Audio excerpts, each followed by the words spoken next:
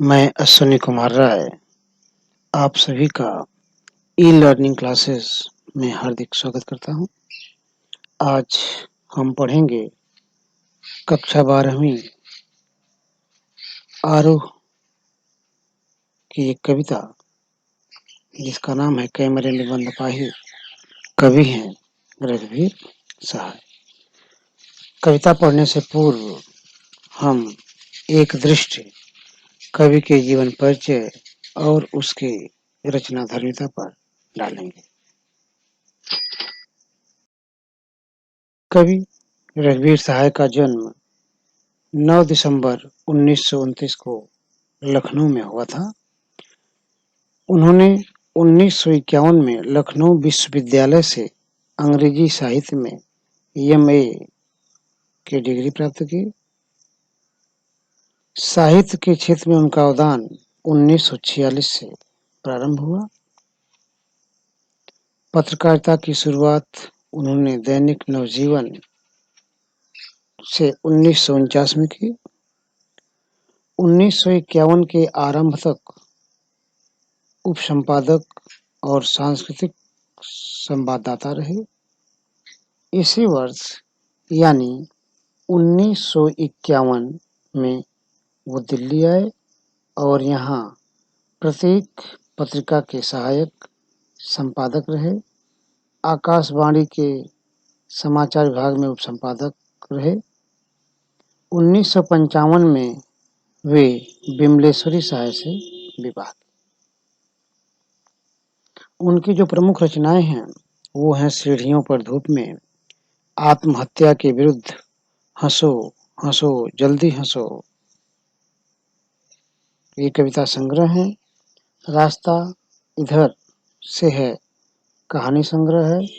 दिल्ली मेरा परदेश और लिखने का कारण इनके निबंध संग्रह। 1984 में लोग भूल गए हैं कविता संग्रह पर इन्हें साहित्य अकादमी पुरस्कार से नवाजा गया। रघुवीर सहाय का निधन 30 दिसंबर 1990 को हुआ।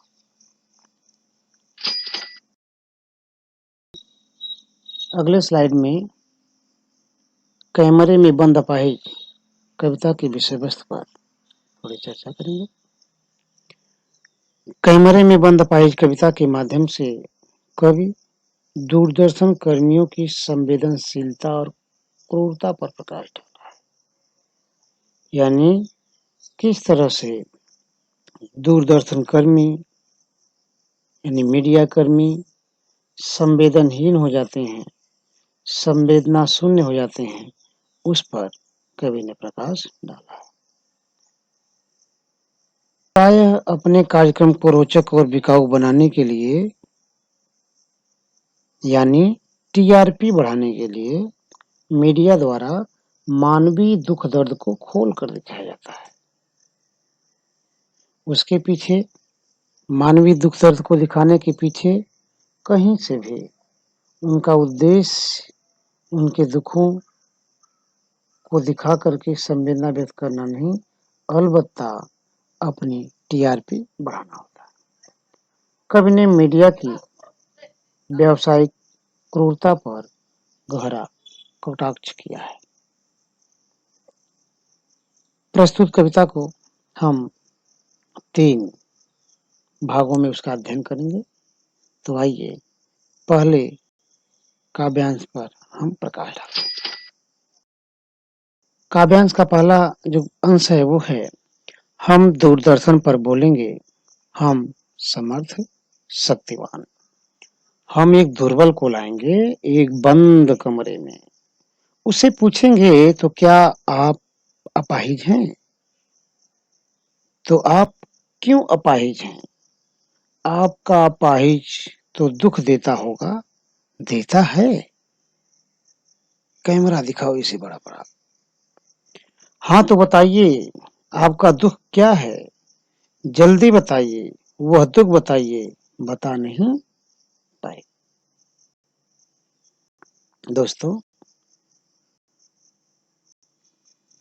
कविता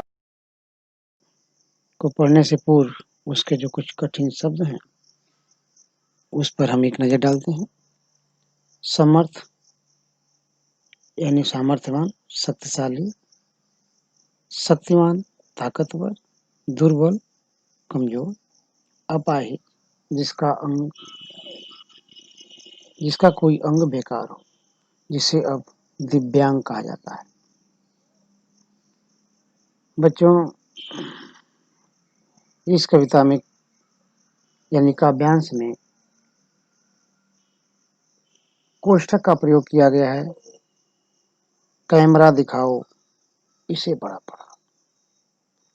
यह नई कविता की विशेषता है। नई कविता भाषा शिल्प के स्तर पर हर नए प्रयोग की अभिव्यक्ति है। प्रायः कविता में कोष्ठक का प्रयोग अतिरिक्त ज्ञान की सूचना देने एवं कविता के अर्थ को सहज, सरल और स्पष्ट करने के लिए होता है। यानी नई कविता में कोष्ठक का प्रयोग कविता के अर्थ को खोलने और कुछ उसके अतिरिक्त सूचना देने के लिए होता है। तो आइए इस काव्यांश के मुख्य बिंदुओं पर एक बार हम चर्चा करते हैं। दूरदर्शन के संचालक अपने को समर्थ शक्तिमान मानते हैं।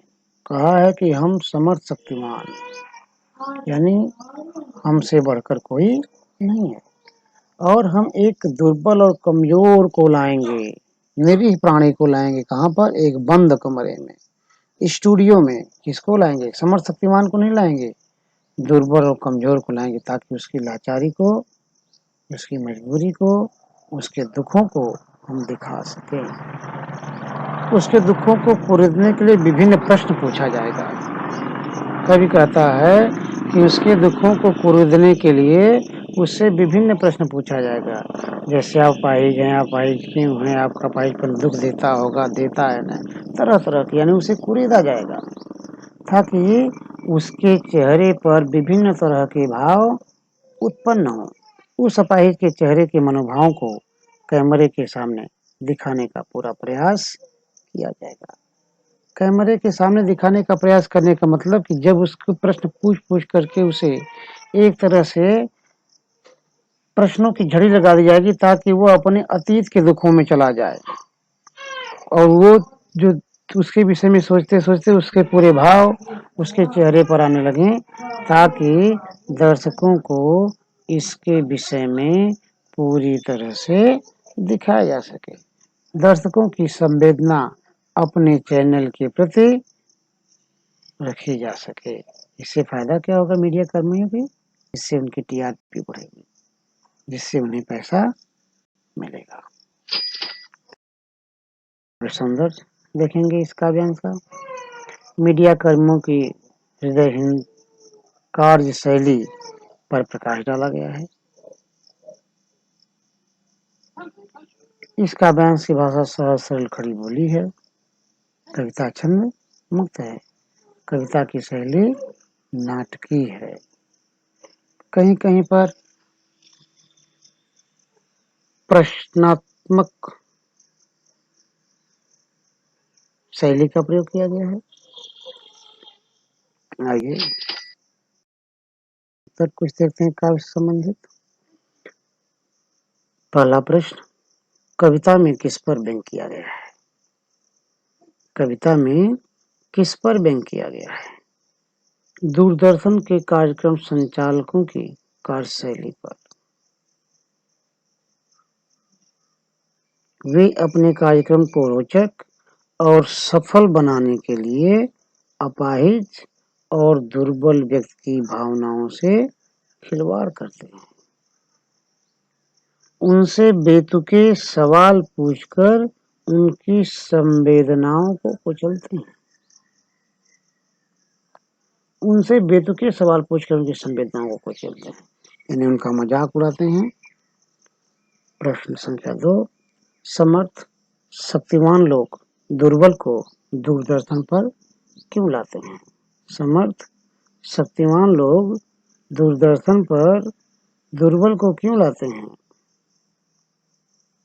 दुर्बलों की पीड़ा को आम जनता के सामने रखकर अपने कार्यक्रम को रोचक बनाना चाहते हैं ताकि इसके माध्यम से वे पैसा कमा सकें।